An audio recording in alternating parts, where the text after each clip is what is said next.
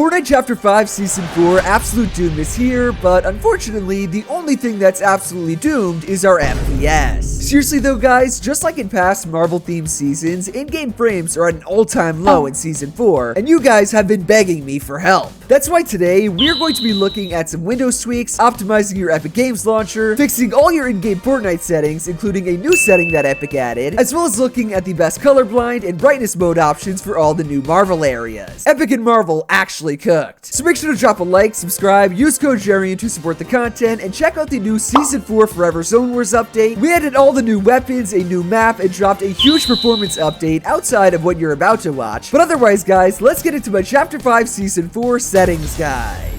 Alright, so we're going to kick things off with the FPS Boost section, aka all the Windows optimizations. There will be timestamps down below, so feel free to skip ahead if you want to go straight to the in-game Fortnite settings. Where I'm going to go, though, is I'm going to search up settings down here, and we're going to bring up your system, aka Windows settings. Obviously, since this is Fortnite and gaming, we want to go straight to the gaming section, and that is where we have 3 different tabs, of which we only care about 2 of them. So starting at the top with Game Bar, guys, turn Game Bar off. You can read what Game Bar says if you want. It basically just clips things. It will also control chat and receiving game requests, all of which just we don't want. We have that in Fortnite already, so we don't need Xbox Game Bar, Windows Game Bar. We don't need that. What we do need though is the 3rd tab on the left, the game mode setting. This when enabled actually does the opposite of Game Bar, aka taking away your FPS. Game mode on will improve and optimize your PC for play. You can even read, if you click about it, that it will prevent Windows updates from performing driver installations. It will help achieve a more stable frame rate depending on the specific game and system. It is definitely going to help your FPS, so game mode on and game bar turn off. After that, we have a little bit more of an advanced one, which we're going to go to by clicking your file explorer. As you guys can see, I have no recent files because this is fully optimized this PC. This is my gaming PC, which is how yours should be. And we need to go where Fortnite is stored. So mine is on this PC, my C drive, local disk, program files, go down to Epic Games, Fortnite game, binaries, Win64, and finally scroll down until you see the 3 applications, aka the .exes, which are these 3. Fortnite Client Windows Shipping, Fortnite Client EAC, which is the anti-cheat, and then Fortnite Launcher. Start at the top with the first one, which is actually the most important, and right-click on it, go down to Properties, and then click Compatibility. So what we're doing now is disabling full screen optimizations. We're basically just clicking this little guy, and then we're hitting Apply. So boom, it's been applied, press OK, and you should do that for all 3. However, this is the most important one, and that will overall improve your in-game performance. The one thing that is sort of annoying, which I'll try to show on the screen, is if you have a second monitor, which I only use one while playing Fortnite. If you go to tab out, there will be a big flicker on the screen, and your screen might stay black for a little longer than normal. That's what's supposed to happen, but if you don't like that, you can just go back in and, follow what we just did and then uncheck it. I leave it like that though, because it does improve my FPS, and like I said, I only use one monitor, so if you don't alt-tab, then it should be good to go. Final little Windows optimization is going back down to the Windows search, typing in graphics, and you should see graphics settings pop up. And now again, we have 3 different options, but we only care about 2 of them, the top and the bottom. Starting with hardware accelerated GPU scheduling, try this both on and off. If you read it, it says it will reduce latency and improve performance, which, that sounds pretty damn good to me. But it does depend on your PC. The main way it helps out is with CPU bottlenecks, which happens a lot in Fortnite, so try this on. You will have to restart your PC. And then skip variable refresh rate. We don't care about this. The last setting is what we care about, graphics performance preference. So again, we're gonna have to go and find Fortnite when we press browse. Look, it's right back to where we were, but I'm not sure if it automatically goes there. I think it's there because I've done this before. So go to your C drive or whichever drive you have Fortnite on, program files, Epic Games, Fortnite game, binaries, Windows 64. I'm sorry if I'm going fast. And this time again, we have 3, but the one we care about is Fortnite Client Windows 64 Shipping. So click that, press add, and it should be automatically added to the bottom right here. But what's important is to press options, go to the 3 different options for what do you prefer for graphics performance, and click high performance GPU, whichever GPU you have, save that, and boom, Fortnite is on high performance, hardware accelerated GPU scheduling is on. Those are going to be all the main Windows optimizations and tweaks that we're going to look at. So now we're going to go to the Epic Games Launcher.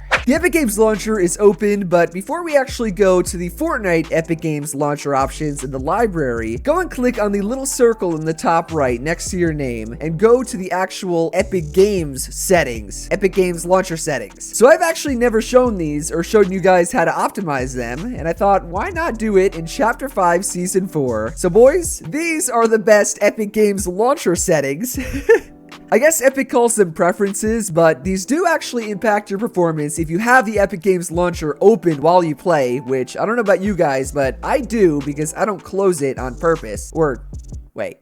I don't close it. So enable offline mode browsing, have it checked or turned on, minimize to system tray, on, run when my computer starts, on, aka checked. This one though, you actually can have off if you don't always play Fortnite, but again, Fortnite is the only thing I play. Enable debug logging, turn off, hide game library off, allow installs while editors are running off, enable cloud saves, have on, that is checked. Throttle downloads, very important, have off. We do not want those throttled. Use proxy, have off. Desktop notifications, I turn both of these off because who really wants desktop notifications? And then finally, all the way down at the bottom where managed games are, auto update recently used apps I have on, and then allow installs during gameplay. If that doesn't already sound terrible, then I don't know what to tell you. But turn this off, do not have this checked. We do not want things installing while we're playing Fortnite. That's just gonna destroy our FPS. Anyways, back to the actual launcher itself, we're gonna go to the library and we're gonna bring up Fortnite. Again, this is the only thing I play or have installed. So click on the three little dots next to it, and this time go to options. Boys, I've shown these before, and they are very, very important. These are your Fortnite installation options that change every season. Not these things, even though this did change. But the amount of storage and gigabytes that Fortnite is now is just... it's insane. Someone do the math on all these, but it's over 80 gigabytes. I think it might... is this almost 100? Fortnite is huge now. I remember back in the day, it was like 30 gigabytes total. It's now more than double, which is very, very important for your FPS. So essentially, all you want to do is just uncheck everything you're not going to use. Fortnite Save the World, I don't have and don't need. High resolution textures, they really don't do anything, and they also... Fortnite looks fine without them. So uncheck this. They are 14 gigabytes, which is huge. Final two ones are the most important, which are DirectX 12 shaders. I don't use DirectX 12, and I think everyone should be on performance mode, so I have that unchecked. Pre-download streamed assets, however, this is the only one that I personally check, and I think you guys should have downloaded. You can see it's 7 gigabytes, and what this essentially does is it downloads, pre-downloads all the streamed assets. You know, the name is what it does. But if you want the actual explanation, there used to be a setting, which I'll put on the screen, called cosmetic streaming, and what cosmetic streaming did, and still does, because it's in the game if you don't have this checked, is anytime you would run into someone in game, it would download their skin that they were using, so it wouldn't have all the skins saved up. The game would literally have to download that as you would play, which would not only destroy your FPS, but it would also ruin your ping, two of the things we do not want while playing Fortnite. So instead, you can pre-download all the skins, it will have all of them stored, this 7 gigabytes, and all you gotta do is just click it, so, you know, have it checked, press apply, and it will download all of that stuff. It will also uninstall it if you just have them all unchecked. So those are your Fortnite installation options, as well as your Epic Games Launcher options. The only other thing I would recommend doing before we go in-game is click the three dots again, but this time go to Manage, and where this little button says Verify next to Verify Files, go and verify all your game files. It never hurts, and if you look, the download, yep, it's verifying all of them. It really only takes, what, not even a minute. So yeah, that's all you need here. Now we can finally go into game.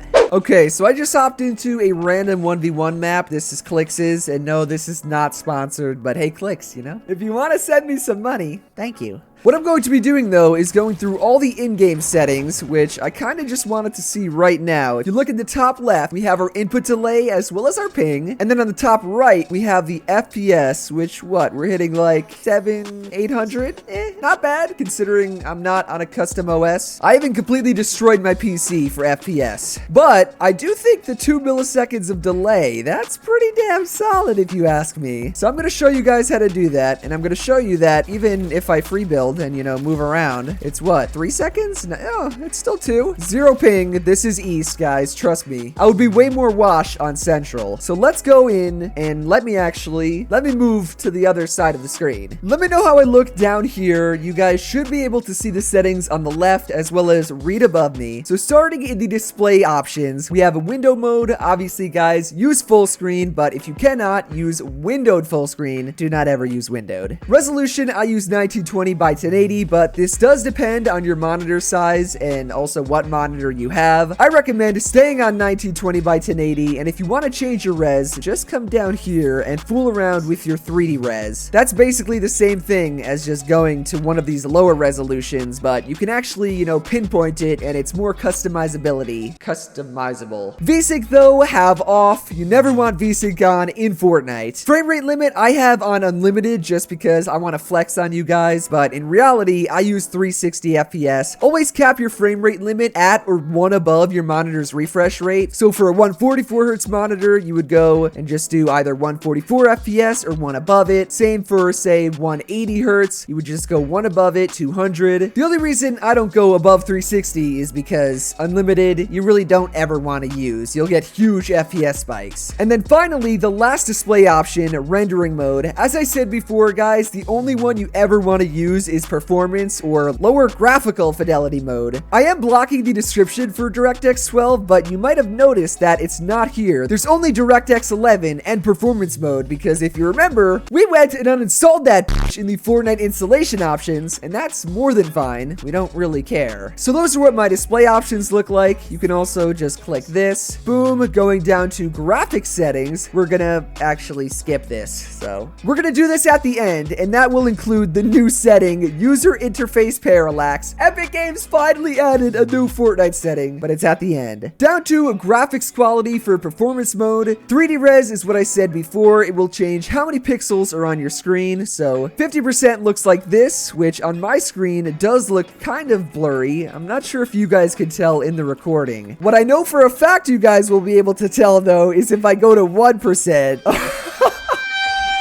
Yeah, you do not want to go that low. So I use 100%, which is 1920 by 1080, but you can multiply this percentage, like 0.98, by 1920 by 1080, and you can find what res you're technically on. It's all the same aspect ratio though, so none of this is stretch res. You can't change the stretch resolution in your actual Fortnite settings. After that though, this setting, nanite virtualized geometry, is grayed out because you need to be on DirectX 12. View distance I have on near, textures I have on low, and meshes I also have on low. The only time I would ever change these is if you don't want to be on mobile builds, which are what I'm using. This is basically what every pro and pretty much every person that plays Fortnite nowadays uses. And if you look at the top left, the reason is because of how good your FPS and input delay will be. But again, you can go to high meshes, and if you want to actually use high meshes like Mr. Savage, who he's the only pro who uses them nowadays. Savage 100.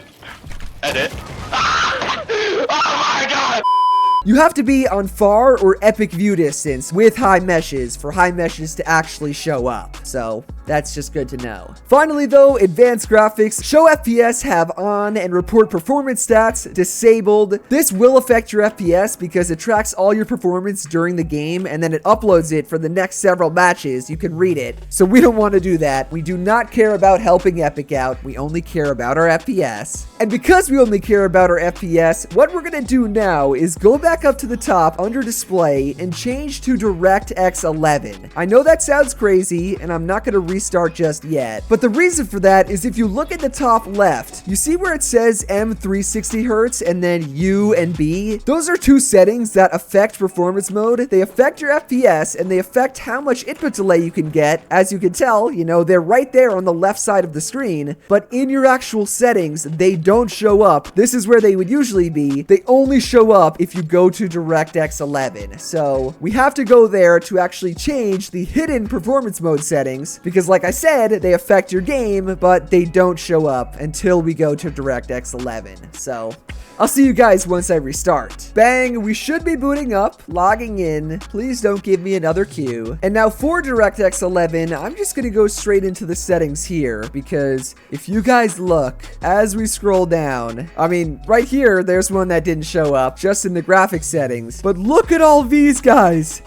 Look at all of them! All of these are not in performance mode, but as I've said 30 damn times, they affect your performance mode FPS. So we need to go to DirectX 11 to fix all of them. And where we're gonna start is back at the graphics quality. So auto set quality button, we're just not gonna touch this. We're gonna go instead to the quality preset, which you want on custom, but if I go off of this, look, it disappears. So instead, go to low. Trust me, we're gonna go back to custom, but you have to start by going quality preset to low, skipping the quality setting guidance button. The button is basically me. I am here to explain everything. And then all of these should be off now because that is what the low, this little guy, the low quality preset was for. So all we're going to change is the 3D res, put this back to 100%. That's going to make quality preset on custom. And then the rest, we're literally just going to leave. So all of these that are grayed out, you don't touch. Shadows off, global illumination off, reflections off. All of these are on near, low, off. That's what the quality preset is for. So we basically just did all these settings by one press of a button.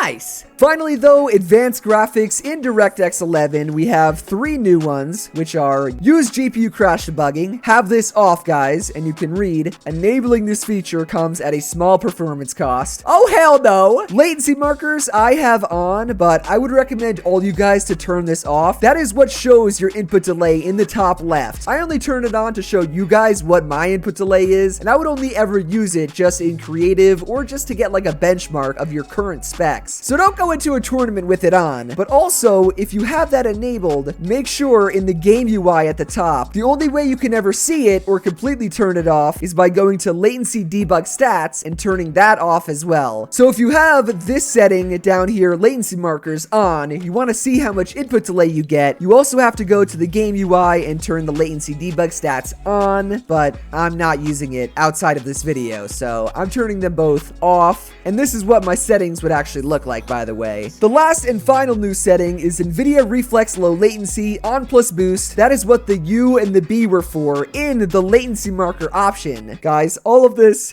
oh, it's so beautiful. But put this to On Plus Boost as I mentioned. If you are getting frame drops, you can turn it off. However, I don't get them, and I also get way better input delay. So this is what all of my settings look like all the time on DirectX 11/performance mode. The only thing I'm gonna change is rendering mode back to performance mode, and we're gonna apply and restart because now guys, the only thing we have left, oh god, the only thing we have left is the colorblind and brightness mode option, and we're gonna do that in game. We're also, don't forget, that's where the new setting is. We have a new Fortnite setting!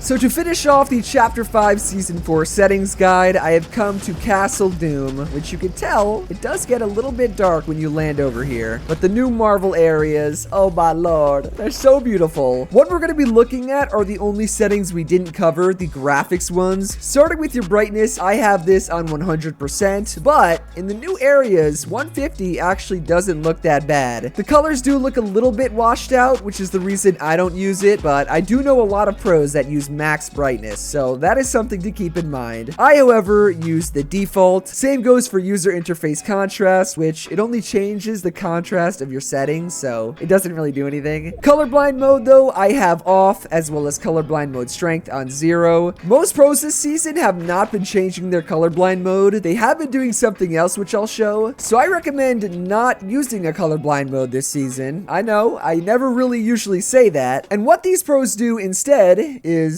oh god, there's that full screen optimization. Is they close out of their game, they right click on their desktop and go to their Nvidia control panel. And on the left side, they click adjust desktop color settings. They scroll down to the bottom and they look for something called the digital vibrance. So digital vibrance, I told you guys to use in Fortnite OG, but it's also very good for all of the Marvel seasons just because the Marvel seasons look nice, but the colors, they could use a little bit more something. So I don't recommend going too crazy with this. Maybe something like 70%, 65, maybe even 75%. And if I go back in game, because that digital vibrance works for everything on your desktop, not just Fortnite, it's gonna change everything in all your games. And boys, look at this. Look at my character. Oh, the colors are looking way more vibrant. They pop a lot more. That red is beautiful. All the trees. Oh, that option always makes the Marvel seasons look Beautiful. So yeah, that is why I don't change my colorblind mode this season. And maybe I will crank up the brightness. Let's see how 150 looks. Oh yeah, colors aren't as washed out anymore. However though, we're gonna finish off the video with the new setting, the only new setting Fortnite has added in so damn long. It is called User Interface Parallax. And if you read on the right, it says, some menu items like the item shop may have parallax effects. Disable this setting for those effects to remain static. So guys,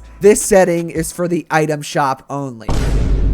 Really, dude? Come on, man! But yeah, it works in the item shop. It basically makes it so the item shop doesn't look as dynamic and sort of like 3D and cool. I turned it off because it does save FPS. But yeah, it doesn't affect your actual Fortnite in-game FPS or anything. It's only in the item shop. So yeah, like the video and subscribe, and enjoy Chapter 5 Season 4.